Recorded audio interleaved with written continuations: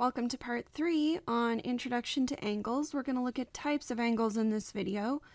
The first one we'll look at is called the acute angle, and it is between 0 and 90 degrees. We could also say that it is between 0 and pi over 2 radians. When we look at acute angles, we usually draw the horizontal ray or initial ray in standard position, and it is horizontal with an arrow to the right. And because it is an acute angle between 0 and 90 degrees, we draw the second or terminal ray counterclockwise away from the initial ray. Right angles are exactly 90 degrees or exactly pi over 2 radians, and they will always look like this, where we have an initial ray horizontally and a perfectly vertical ray counterclockwise away from the initial ray. And a lot of times you will see this little square at the vertex that defines this as being a 90 degree or pi over 2 angle. Obtuse angles are angles that are greater than 90 degrees. Again, I'll draw the initial ray in the positive right direction and the terminal ray to be past 90 degrees or past pi over 2 in the counterclockwise direction. A straight angle is actually one where you can't tell where the initial ray begins and the terminal ray ends because it is perfectly straight with arrows on either side. And we calculate this one because it's 180 degrees exactly or pi radians. An angle is in standard position if it is drawn in the xy plane with its vertex at the origin and its initial side on the positive x-axis. So you can see I have drawn all of these with a positive standard position for the initial ray. In the next section, we're asked to graph the following angles. So we'll go ahead and create an environment where we can do that easily. So I'm going to draw some XY axes here.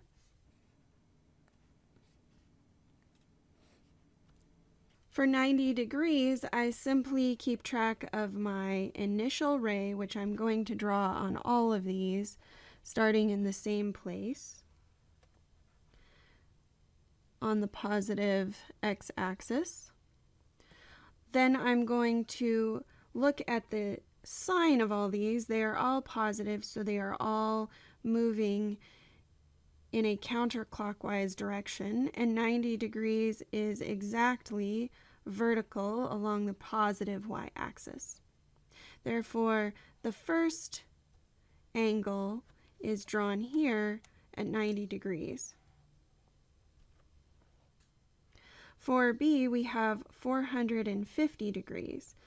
That means that I'm going to go around the circle one time. That would be 360. And then if I add another 90, that would put me at 450. So 450 degrees is actually the same terminal location on the circle, but we've rotated a full 360 plus 90 degrees on this one. For pi, we simply go half the way around the circle. So my terminal side is along the negative x-axis. And finally, we have 5 pi radians. So I'll go around 1 pi, 2 pi, I'm back to where I started, 3 pi, 4 pi, back to where I started again, 5 pi. So 5 pi is in the same location as would be regular old pi, but in this case we've rotated twice plus another half of the way around the circle. When we end up in the same place we started for one rotation or a partial rotation, we call this coterminal angles. Coterminal angles are angles that look exactly the same, but the rotations are different. A complete rotation of a ray results in an angle of measure 360 degrees. But there is no reason why the rotation needs to stop at 360 degrees. By continuing the rotation, angles of measure larger than 360 degrees can be produced. The two angles that have the same initial side and the same terminal side, but could have different amounts of rotation, are called coterminal angles. So we're given two different scenarios here. Find two positive and one negative angles that are coterminal to the following angles. The first one is 45 degrees, so I'm going to use the same calculations. I'm going to add 360 degrees. Because this was in degrees, I'm going to stay with degrees. If I add 360 to 45, I will get 405 degrees. That is a positive coterminal angle. If I took that 405 degrees, which has a terminal location that is identical to 45, and I add another 360 degrees, I will end up with 765 degrees, and that is also a coterminal angle. Now, if I wanted a negative angle, I would just subtract 360 degrees.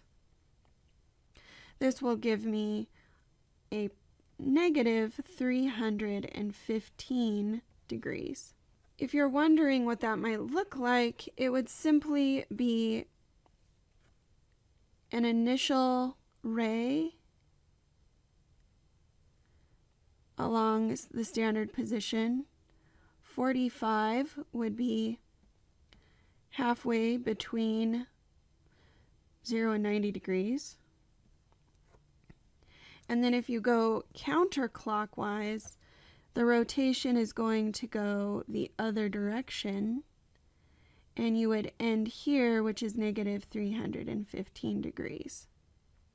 Now let's look at pi over 6. Remember that if we don't see a little degree symbol, that means we're in radians now, and so we will add 2 pi.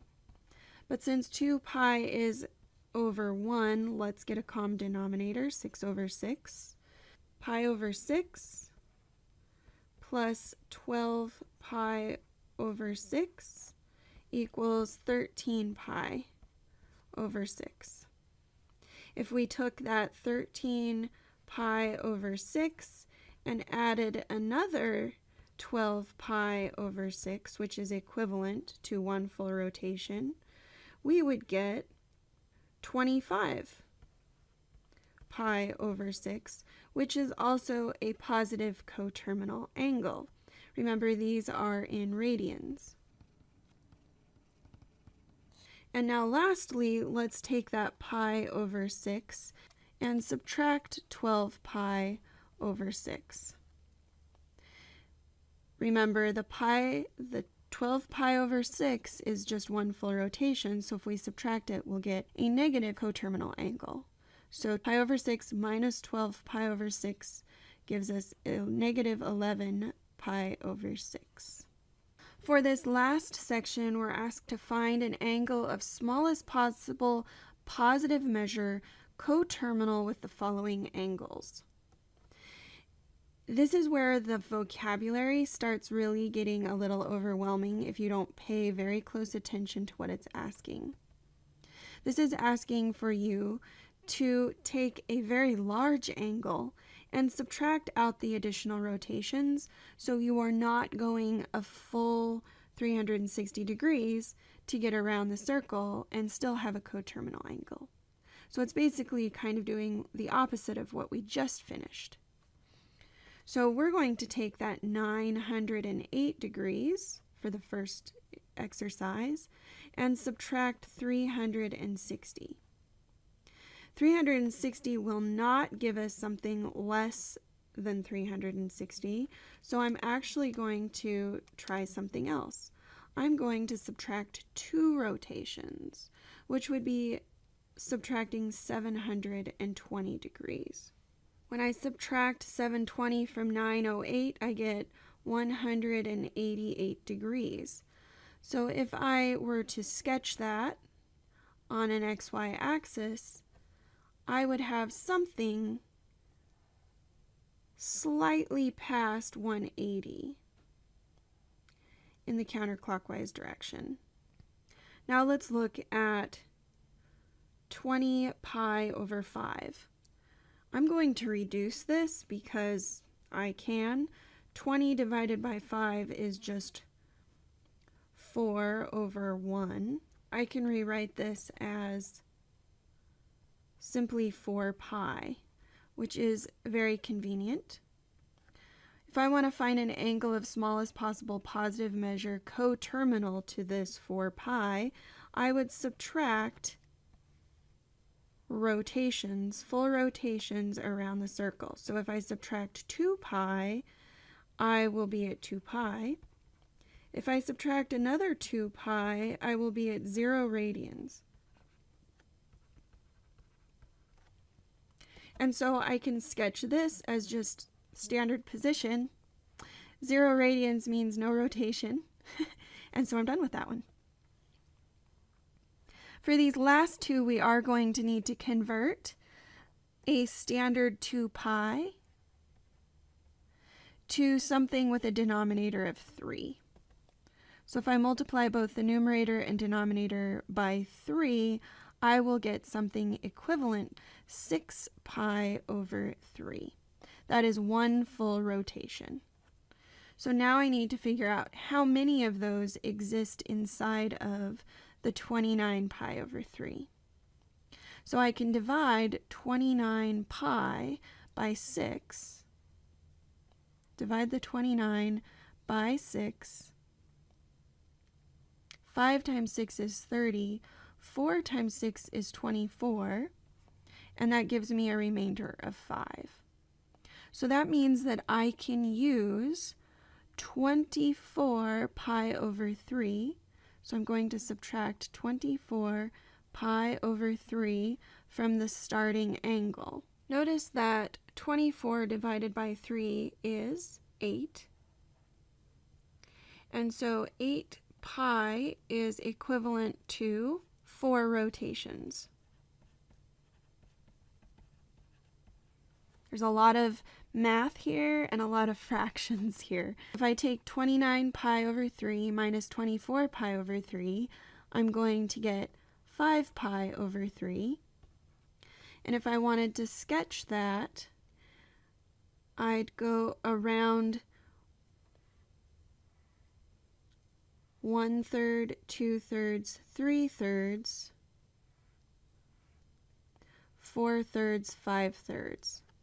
So my rotation would look something like this, where my terminal side of the angle is in the 4th quadrant.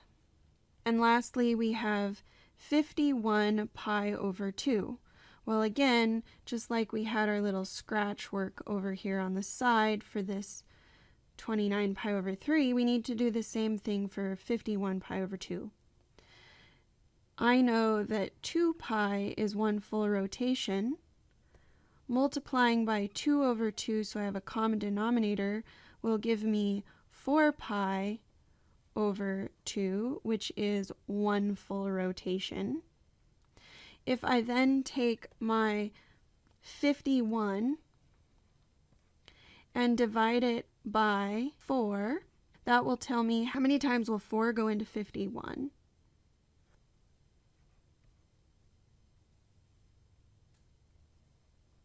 So if I take 12, 12 times 4 is 48, and 3 remainders. So it looks like I need to use 48 over 2. So I'm going to subtract 48 pi over 2.